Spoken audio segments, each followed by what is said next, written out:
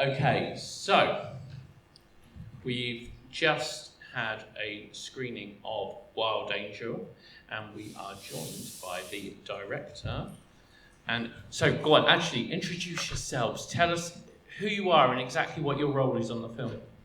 Okay, hi, my name is Zara Woolf, and I produced, directed and wrote Wild Angel, the first short film that we just saw before Out and About.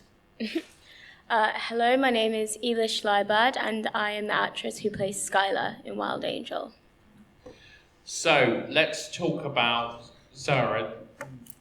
Where did this all come from? So this is my second short film, Wild Angel, and it's kind of, the themes are very much in line with the first. So I really wanted to make a coming of age, but more one that focused on the woman and her kind of just focusing on herself and her own journey, her success and what she is passionate about, rather than what I see in so many other coming of age films is like how much external validation they get and how they fit into whatever social crowd they are in, and just all about what other people think of them, you know, fitting in with everyone. I kind of wanted it to be more, how about me? What do I want to achieve? What are my goals? So that was kind of the starting point for it.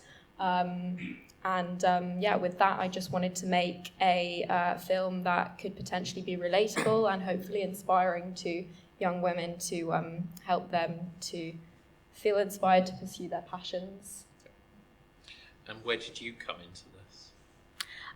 So I actually met Zara because we went to the same film school. We just graduated, and she asked me to audition for the project, and it looked like a really cool thing to be a part of, so I was more than happy to, and took off from there.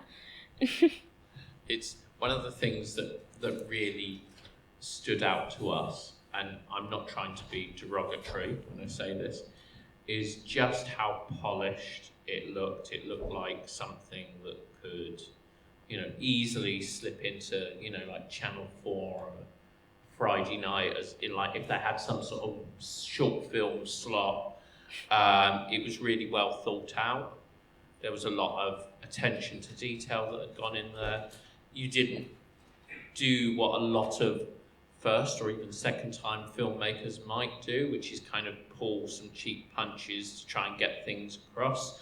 You spent a lot of time, you went to a lot of locations, you didn't cut back on any of that sort of stuff. You told the story in a simple but effective and really good way. Do you agree with that, guys? Yeah. There you go. So, and I think that's the important thing, it's the confidence of what you're doing. And you've done a lot there. And I think you need to, I think from our perspective, we've all had this discussion that you need to be kind of like literally knocking on the door of different organisations with this film, because they will snag onto people like yourself. So that's just like a comment as opposed to a question. I just think, Thank you so not much. being funny, I've spoken to you a lot, and I think you kind of downplay yourself and your ability a little tiny bit. And I think you really need someone to push you up. So we're doing it publicly because you're really, really good at what you do. And there is so much potential for you. And for yourself as an amazing actress. So Thank you so much. This really means a lot I've got to over me. the praise. Right, let's start docking around now. How long did the film take to shoot? I believe it was 5 days. We had 2 slots. Oh, So yeah, it was oh my about God, 5 sorry, days in yeah. September. I literally forgot. And Yeah, then 5 days in December. we did an outdoor shoot in the summer and an indoor shoot in the winter. So basically, the whole project was self-funded. So it was just coming from, I put as a thank you in the end to my grandmother, who left me some money when she passed away. She was a very important person to me, but I used some of that to finance the film, and then also worked as a nanny as well to raise more money so that I could make it. But I couldn't afford to shoot it all in one go, so we thought well, it's set in the summer, so we have to shoot those outside scenes in the summer. So we shot those outside. Obviously, there was like a pool scene as well. I think it was September, actually. Yeah, it was early still a little bit September. cold. I felt a bit bad for you guys. We had like some radiators outside to try and warm you guys up. But then we shot, so I think it was 4 days in September, or 5 days maybe, and then another 4 or 5 days in December for all of the indoor scenes. So let's say 10 days, 9 to 10 days. And as I said earlier on, there's a lot of moves. There's a lot of location switching. Was the locations relatively close to each other, or were they all scattered all over the place? Let me think.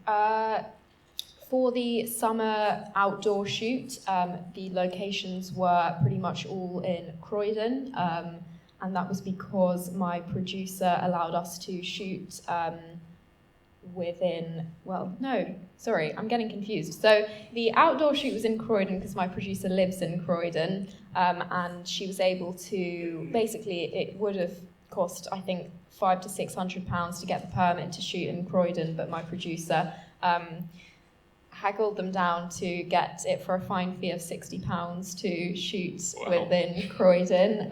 So we shot in Croydon. I can't remember the names of the parks, but all in that area. And then the outside of my producer's house and the swimming pool scene, yes, I am correct, I'm not going mad, is shot in Croydon because my producer lives there.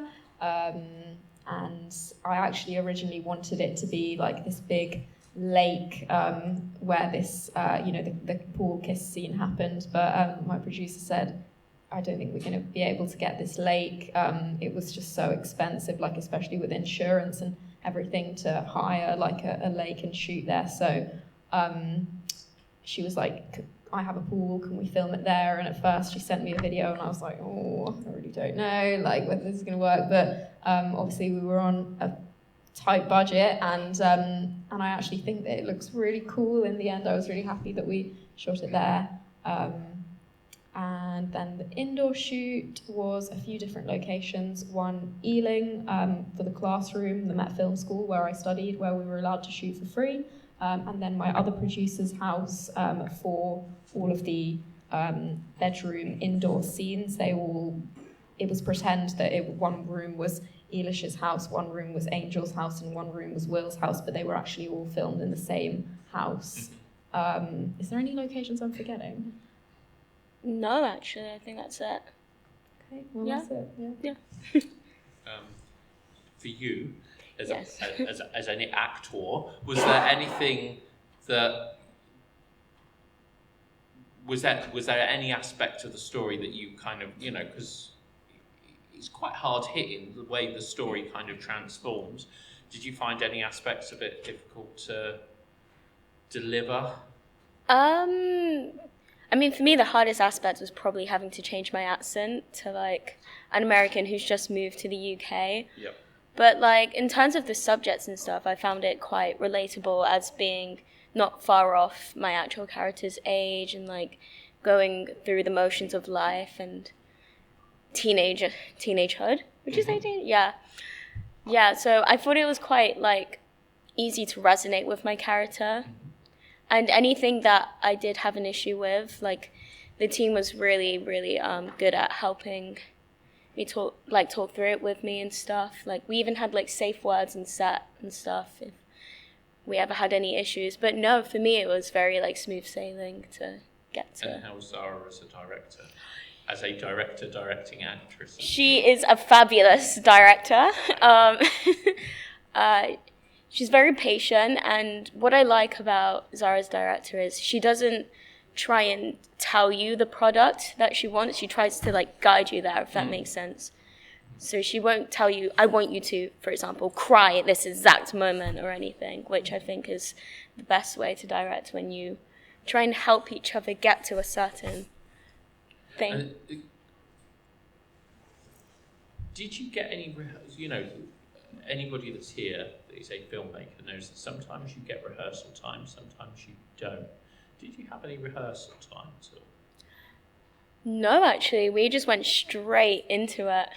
But we did have in-person recalls, and I think there was actually just you and Hazel in the in-person recall. I hadn't officially said you guys have got the roles, but I was pretty sure that I really liked them for the roles. So me and my friend Camilla, who was my casting assistant, hired out a classroom at the Met Film School, and I think we filmed it as well so that we could look back and just see, because also I wasn't sure who I wanted for each role. I thought Elish could potentially be Angel and Hazel could potentially be Skylar, so I kind of wanted to experiment with it, but I feel like was a little kind of... It was like a chemistry read, sort of. Oh, chemistry.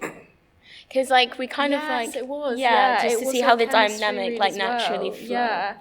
I can't remember whether we called it, because it feels like so long ago now. It was it was 2021 nearly summer. 2 years ago, So I think it was...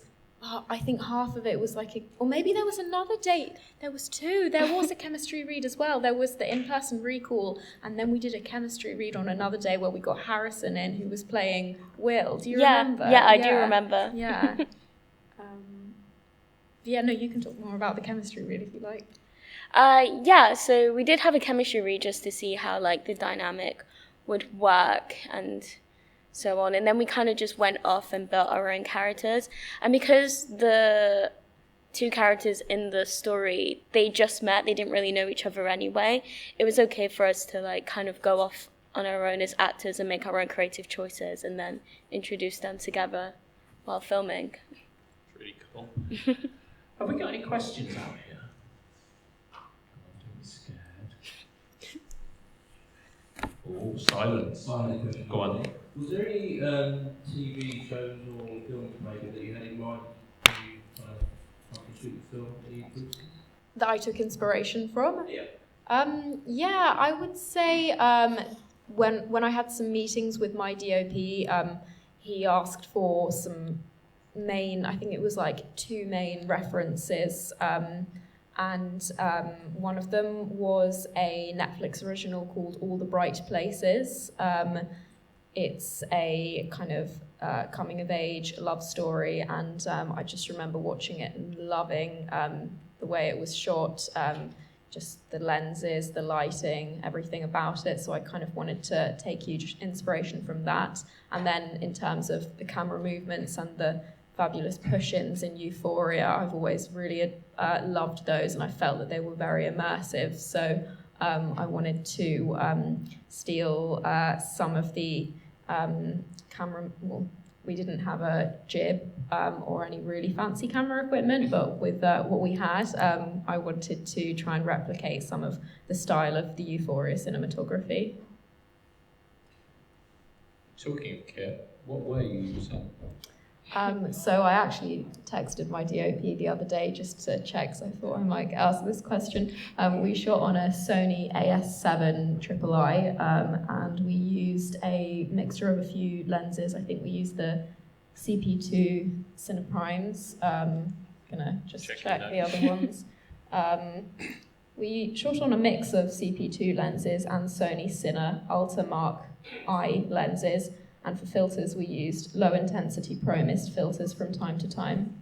Because the reason I asked the question is because of the look. A lot of that can be done in post, but you've got to get the essence there from the start.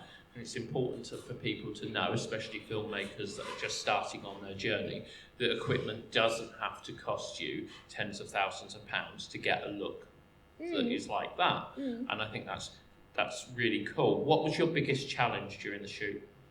Oh my God, so many. So many big challenges. The one that I can just think of is that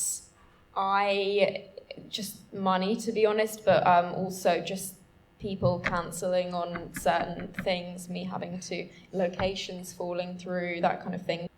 What is next?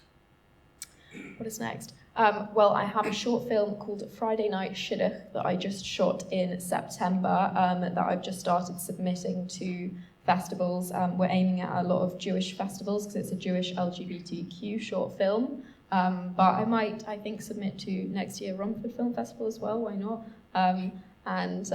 Just in the process of just researching and selecting which festivals I think are the best fit for it. And then I'm also shooting a documentary this July about how women are valued in society based on their appearances, for which Carrie will be the DOP, who I met here at Romford Film Festival, which I'm really excited about. So that's what's next for me, but how about you? So I have a few projects that I'm currently working on, but one of them's coming out later this year. It's a TV series called Sanctuary, and it'll be streaming on AMC Plus, and also after that will be on UK Netflix. That's really cool. Thank you. Well done. So unless we have any questions, we will call that. Oh, hang on, one right at the back. Yay! Thank you.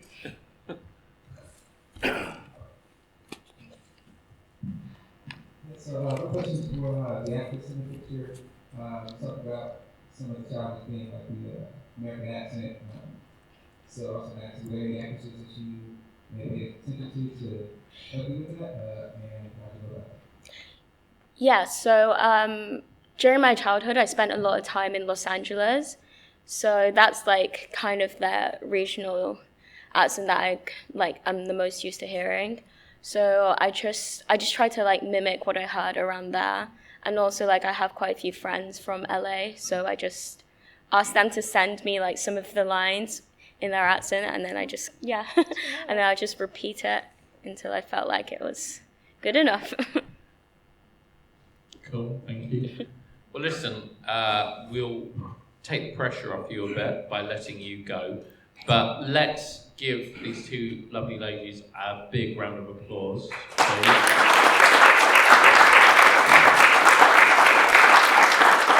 We can't wait to see what happens with Wild Angel next, and we can't wait to see what happens with both of you next. And well done on an incredibly polished piece of work. Thank you so much. Thank you. Yay!